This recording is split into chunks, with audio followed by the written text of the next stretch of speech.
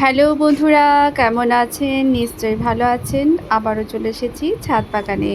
সকাল সকাল ছাদ বাগানে প্রত্যেক দিনই আসি, কারণ এই সময়টা এসেই আমি যে গাছের ঢ্যাঁড়সগুলো আছে সেগুলো তুলে নিই। তো প্রথমেই সকালবেলায় উঠে প্রত্যেকটা গাছে দেখতে থাকি কতগুলো কি ঢ্যাঁড়স হয়েছে। ঢ্যাঁড়স আমাকে রেগুলারই দেখতে হয়, তো সেই কাজটাই প্রথমে করে নিব। তো ছাদ বাগানে তো কাজ প্রচুর থাকে, কিন্তু এই যে মাঝে মধ্যে যে বৃষ্টি হচ্ছে সেজন্য কিছুটা কাজ আমার মানে করব ভেবেও করা হচ্ছে না। তো যাই হোক, যতটুকুনি হচ্ছে, আর নিজের কাজের পাশাপাশি বাড়ির কাজের পাশাপাশি এই ছাদ বাগানে যতটুকুই আমি পাচ্ছি তাতেই আমার অনেকটা। আমি ছাদ বাগান করি, তার মানে যে প্রচুর প্রচুর ছাদ বাগান থেকে ফসল পাবো সেই আশাতেই শুধুমাত্র ছাদ বাগান করিনি। ছাদ বাগান আমার অনেকটা জীবনের যে খালি সময় আছে সেই সময়টাকে কাজে লাগানোর জন্য। আর সেই যে সময়ে আমি অন্য কিছু চিন্তা না করে, অন্য খারাপ চিন্তা না করে, অন্য কিছু নিয়ে না ভেবে এই ছাদ বাগানের সঙ্গে সময় কাটাই। আর সেজন্য আমার মনটাও কিন্তু ভালো থাকে।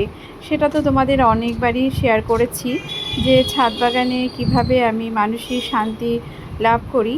তো এই যে দেখুন, কিছুটা সকাল সকাল আমি হারভেস্টিং করে নিলাম।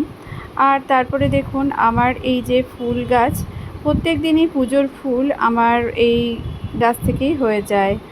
আবারও যখন এসেছিলাম পরের দিন হয়তো সকালবেলা, আমি সকাল সকাল আবার সেই ঢ্যাঁড়স নিয়ে নিয়েছিলাম হাতে। প্রত্যেক দিনই একটা দুটো করে আমার ঢ্যাঁড়স গাছ মানে ঢ্যাঁড়স পেয়েই যায়।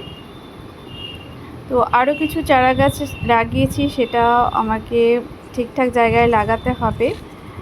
আর এখানে দেখুন পুঁই শাকটা হয়েছে, তো এটাও একদিন ভাবছি তুলে খাবো।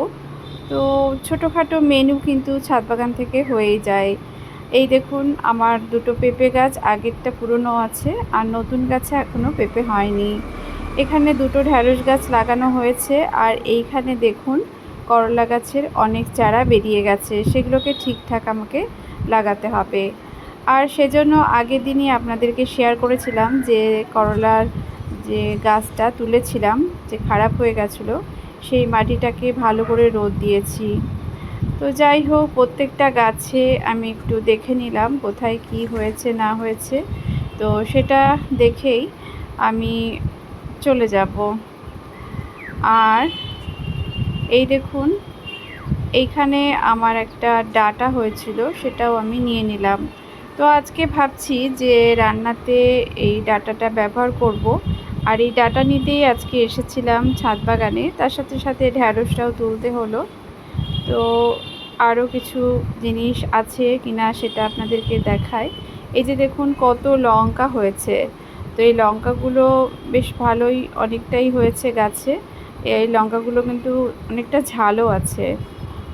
তো দুটো গাছে লঙ্কা হচ্ছে, এখানে অপরাজিতা ফুলও ফুটছে। মাঝখানে অপরাজিতা ফুল ফোটা বন্ধ হয়ে গেছিলো, তো আবার ফুটতে শুরু করেছে। আর এই দিকেও দেখুন ভালোই ফুল ফুটেছে, যে আমার করবী ফুল আর অ্যালামন্ডা ফুল। এদিকে যে এটাকে কি বলছে, থোকা থোকা টগর, মনে পড়ছিল না।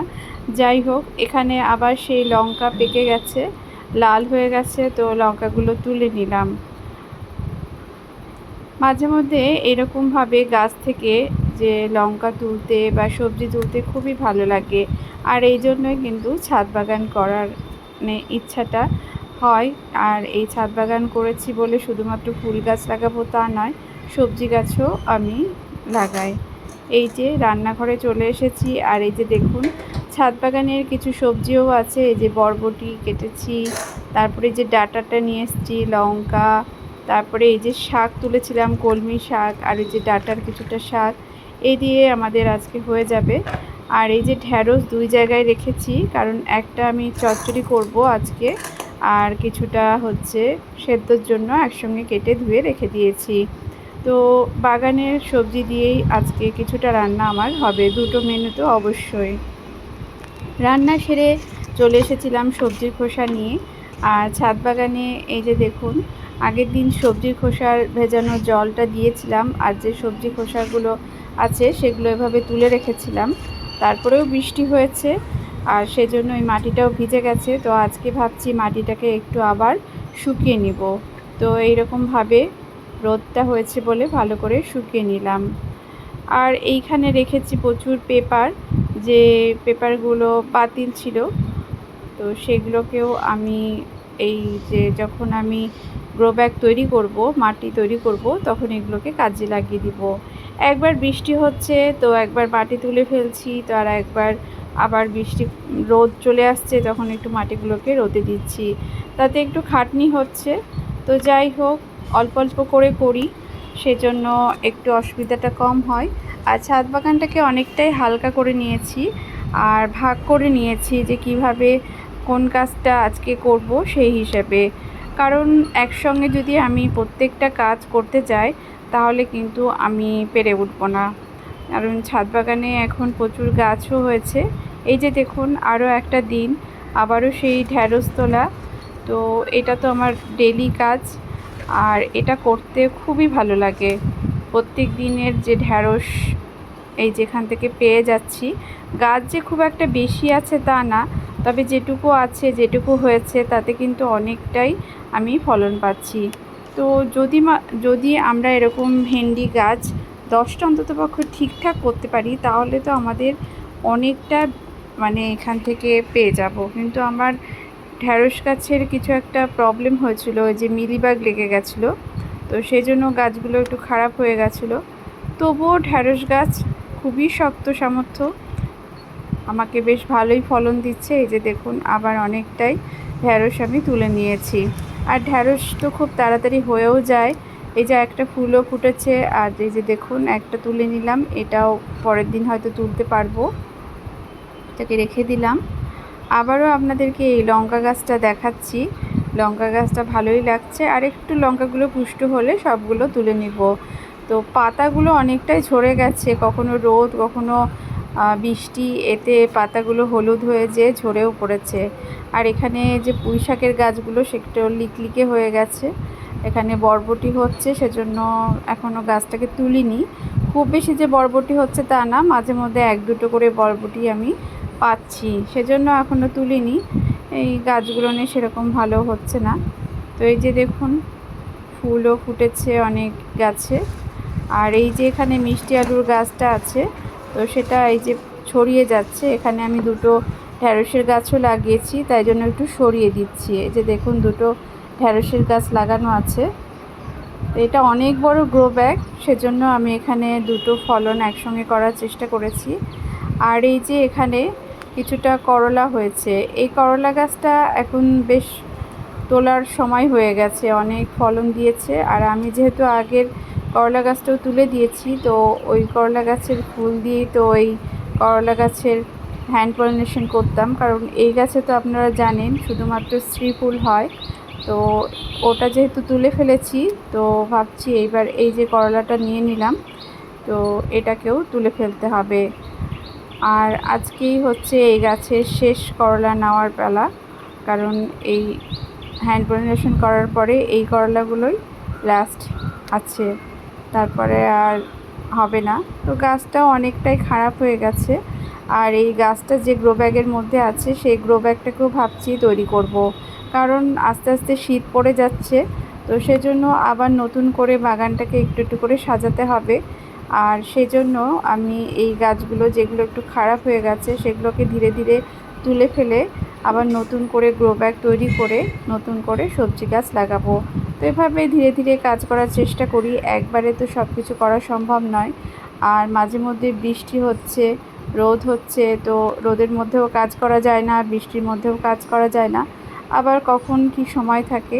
এই যে দেখুন, করলা গাছগুলো অনেকটাই বড় হয়ে গেছে। তো বীজগুলো মনে হচ্ছে প্রত্যেকটাই বেশ সুন্দরভাবে বেড়ে উঠেছে চারাগুলো। আবারও দেখুন, এই যে একটু মাটিটা শুকোতে দিয়েছিলাম যে গ্রো ব্যাগটা তৈরি করব, কিন্তু আবার মেঘ করেছে। এখন কিন্তু বিকেল হয়নি, কিন্তু আমাকে এই মেঘ দেখেই তাড়াতাড়ি চলে আসতে হলো, কারণ মাটিটা শুকোতে দিয়েছিলাম।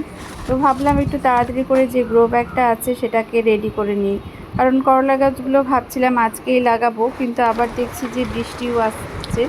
তো দেখুন, এটা করতে করতেই বৃষ্টির ফোঁটা পড়তে শুরু করে দিয়েছে, আর একদম রোদের মধ্যেই ঝমঝম করে বৃষ্টি হতে শুরু করে দিয়েছে। এইভাবেই কাজ করতে হচ্ছে। তো আমি ভেবেছিলাম করব, সেজন্য একটু যখন বৃষ্টিটা থেমে গেল তখন আবার এসে এই কাজটা সেরে নিলাম। এই যে দেখুন, নিচের দিকে অনেকটা মাটিও দিয়েছি, তারপরে অনেকটা সবজির খোসা যেগুলো ছিল অনেক দিন থেকে জমা করা, সেগুলোকে এর মধ্যে দিয়ে দিলাম। মাটি দেওয়ার উপরে অনেকটা আধা ডিকম্পোস্টও ছিল, আর তারপরে যে মাটিগুলো শুকিয়েছিলাম সেগুলো উপরে দিয়ে দিলাম। একটু নিমখোলও দিয়ে দিয়েছি, একটু গোবর সার দেওয়া যেত কিন্তু দিইনি এখানে, যেহেতু মাটিতে অনেকটাই দিয়েছি, মানে সবজির খোসা টোসা দিয়েছি, আর মাটিটা অনেকটা জৈব সারেই তৈরি হয়েছিল। আর এই যে দেখুন, এখানে হয়েছে অনেক করলা গাছ, প্রত্যেকটা চারা গাছ খুব সুন্দর হয়েছে। তো সেজন্য এগুলোকে তুলবো। আর এটাও কিন্তু পুরো একদম, মানে যেখানে হয়েছে বীজগুলো সেখানটা কিন্তু পুরো যে সবজির খোসা দেওয়াই আছে, বোঝাই যাচ্ছে। তো খুব তাড়াতাড়ি এটা উঠে গেল, আর যেহেতু বৃষ্টি হয়েছে তো এই দেখুন একসঙ্গে একদম জড়া পটলা হয়ে আছে। তো এগুলোকে ধীরে ধীরে হাত দিয়ে খুলে খুলে আমাকে এই গাছগুলো লাগাতে হবে। আর এগুলো ক্যামেরার সামনে আমি কিভাবে করতে পারছিলাম না এক হাতে, তো সেজন্য অফ ক্যামেরাতেই আমাকে সবগুলো গাছ লাগিয়ে নিতে হয়েছে। তো দেখুন, লাগিয়ে নিয়ে জল দিয়ে দিয়েছি, একসঙ্গে অনেকগুলোই লাগিয়ে দিয়েছি করলা গাছ, যেহেতু গ্রো ব্যাগটা অনেকটাই বড় আছে। আর এখানে একটা দুটো করলা গাছ রেখে দিয়েছি, এখানে দুটো ঢ্যাঁড়স গাছ হয়েছে। আর পরের দিন রোদ খুব ছিল, সেজন্য এটাকে একটু ঢেকে দিয়েছি, যেহেতু আগের দিনই আমি চারা গাছগুলো লাগিয়েছি, তো রোদের তাপে এগুলো ঝিমিয়ে পড়বে, আর সেজন্য। আর এখানে আমি মাটিটা রেখে দিয়েছি।